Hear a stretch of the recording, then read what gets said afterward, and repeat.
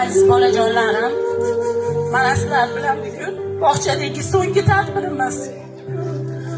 Meni ishonchimni va ota-onalaringizni ishonchini maktabga borganda a'lo baholarga o'qib oqlaysizlar deb umid qilaman. Yo'lingiz mana shu oq tasmalardek doim ravon bo'lib yursin.